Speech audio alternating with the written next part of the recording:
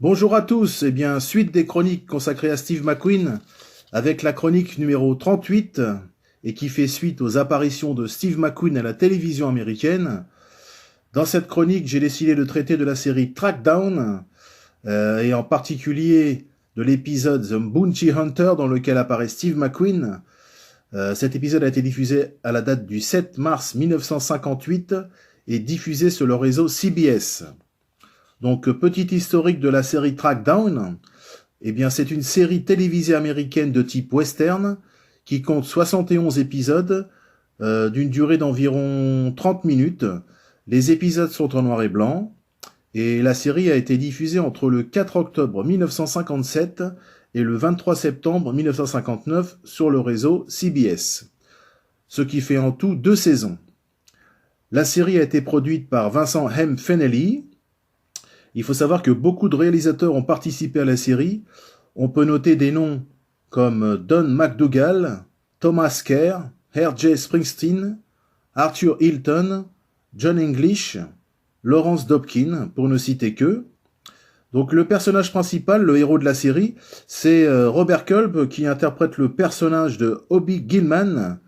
Son travail consiste à rattraper les voleurs de banque, les tueurs, les voleurs de chevaux et autres malfaiteurs au cours de voyages dans le vieil Ouest américain. Il est une sorte de policier de l'Ouest, car il y est Texas Rangers. Donc l'épisode dans lequel apparaît Steve McQueen s'intitule The Bounty Hunter, je l'ai dit. Il a été diffusé à la date du 7 mars 1958 sur le réseau CBS. L'épisode est dirigé par Don McDougall sur un scénario de John Robinson. Le producteur, c'est donc Vincent M. Fennelly. Et la série a été produite par la Four Star Film. Et cet épisode, en fait, c'est le numéro 21 de la saison 1. Donc dans cet épisode, Steve McQueen a pour partenaire Robert Culp, qui interprète le rôle du Texas Rangers Hobie Gilman. Steve McQueen, lui, joue le rôle de Joss Randall. Gene Wills interprète Janet York. George Nees interprète Ned Phillips. Barbara Fuller interprète Mademoiselle Phillips. Stacey Harris joue le rôle de Harry Black. James Griffiths joue le rôle de Félix.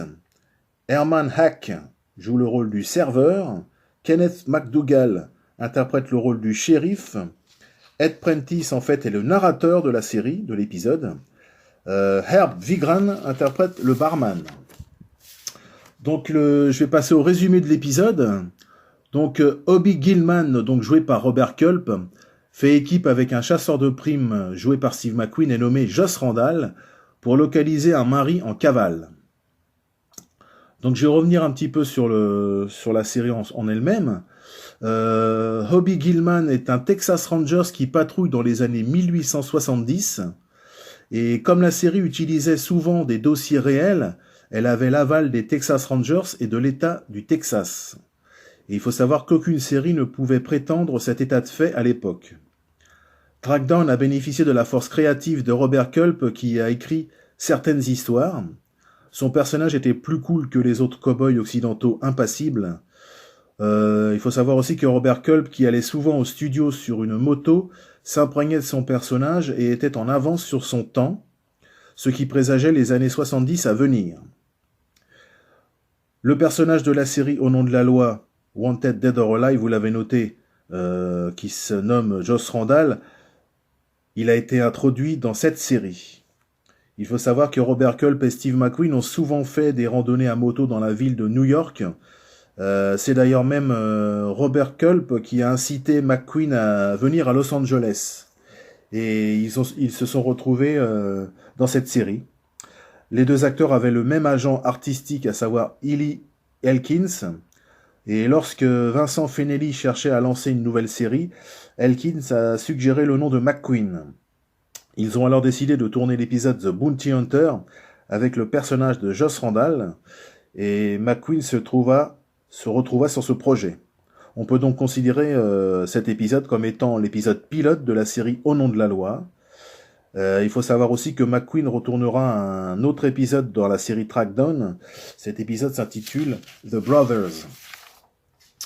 On peut remarquer que la tenue de Randall n'est pas celle qu'il utilisera dans Au nom de la loi en définitif. En effet, il porte une veste, dans cet épisode, il porte une veste sombre avec un long col à revers noir et un chapeau noir. Ça le fait ressembler un peu à un type fantaisiste, contrairement au look clair et net qu'il aura plus tard dans la série Au nom de la loi. Mais vous avez noté qu'il arbore déjà sa Winchester à canoncier, mais qu'elle n'est pas encore attachée à sa jambe comme elle le sera plus tard dans la série. Ce qui est ennuyeux dans l'épisode, c'est la narration, parce qu'en fait, le scénariste John Robinson a choisi d'écrire des scènes et a demandé à un narrateur de nous dire ce qui était dit au lieu de laisser les acteurs le dire. Donc ça ralentit un petit peu, enfin bon, vous verrez si vous avez l'occasion de voir l'épisode. C'est un petit peu surprenant. On voit les personnages parler, puis en même temps, il y a une voix qui raconte ce qu'ils disent, en fait. Bon. En ce qui concerne la performance de Steve McQueen, ce n'est pas l'une des meilleures prestations en ce qui concerne le personnage de Randall. Il n'est pas encore tout à fait l'homme que nous verrons dans Au nom de la loi. Il a d'ailleurs fallu une douzaine d'épisodes avant que Steve McQueen ne s'installe complètement dans la peau de Randall et qu'il savait exactement ce qu'il faisait. Et une fois qu'il a possédé le personnage, il était réellement Joss Randall. Il faut savoir qu'on peut voir Steve McQueen dans certaines vidéos qui sont disponibles sur YouTube dans cet épisode. Quand il est en entier, il apparaît à la toute fin de l'épisode en faisant une espèce de publicité de sa future série Au nom de la loi. Il est en tenue de Randall de la série Trackdown. Il précise dans cette espèce de ce petit spot, si vous avez apprécié ce personnage, vous pouvez le retrouver prochainement dans une nouvelle série. En fait, il annonce Au nom de la loi dans ce petit spot qui passe juste avant le générique de l'épisode Bounty Hunter. Donc si vous avez l'occasion de voir cette petite vidéo, je ne sais pas si elle est toujours disponible sur YouTube.